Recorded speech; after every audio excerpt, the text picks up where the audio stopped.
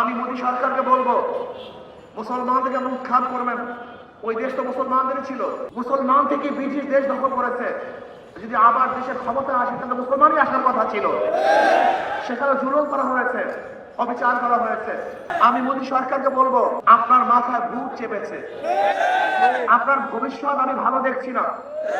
যদি মুসলমান ক্ষিপ্ত হয়, সরকারি হিসাবে 20 কোটি মুসলমান, কিন্তু 20 কোটির চেয়ে অনেক অধিক মুসলমান কিন্তু ভারতে বসবাস করে। ইন্ডিয়ান গেটে দেখুন 90,000 মানুষ মৃত্যুবরণ করেছিল ব্রিটিশ হটা আন্দোলনে। এর মধ্যে প্রায় 63,000 মুসলমান।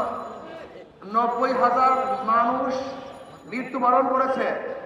এর মধ্যে ইন্ডিয়া গেটের মধ্যে মুসলমানদের সংখ্যা প্রায় 63,000। আপনি জানেন ব্রিটিশ হটা আন্দোলনের প্রথম ভূমিকা রেখেছিল মুসলমান। সবচেয়ে বেশি রক্ত দিয়েছে মুসলমান। মুসলমানের রক্তের বিনিময়ে ব্রিটিশ এদেশ থেকে হটতে বাধ্য হয়েছে। আমি মোদী সরকারকে বলবো মুসলমানদেরকে এমন উৎখাত করবেন। ওই দেশ তো মুসলমানদেরই ছিল। আপনারা জানেন 1803 সালে দিল্লি যখন ব্রিটিশ দখল করে, সেই দিল্লির মাস্তানটা কে ছিল? জাফর।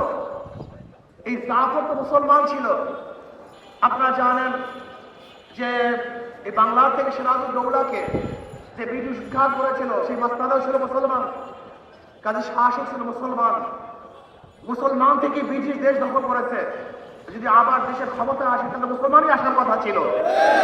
সেখানে জুলুম করা হয়েছে, অবিচার করা হয়েছে। কালার এক্সপার্ট, জর্জ স্যাপ এবং মাইল্ড অন হ্যান্ডস টেকনোলজি সমৃদ্ধ অরিক্স ক্রিস্টাল ওয়াশ আপনার লন্ড্রি এক্সপার্ট। কাশ্মীরে যে হত্যাকাণ্ড হয়েছে, আমরা হত্যার বিচার চাই। আমরা প্রত্যেকটা অবৈধ হত্যার বিচার চাই। যারা দোষী তাদেরকে বিচারের আওতায় আনা হোক।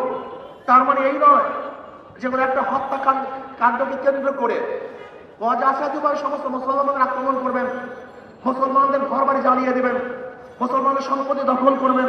এই কিন্তু মানা যায় না। আমি মোদী সরকারকে বলবো আপনার মাথায় ভূত চেপেছে, আপনার ভবিষ্যৎ আমি ভালো দেখছি না।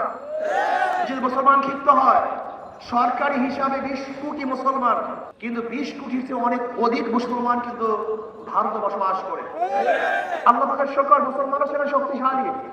কিন্তু মুসলমানরা কিন্তু সেই দেশটাকে নিজের দেশ মনে করে। তারা এই কথা মনে করে না যে ভারত অন্য কাউ দেশ।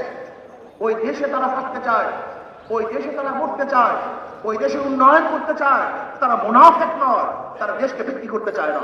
জাতিসংঘকে বলবো, মানবাধিকার সংস্থাকে বলবো, মুসলমানদেরকে যে নির্যাতন করতেছে আপনারা কি দেখেন না? আপনাদের চোখে পড়ে না?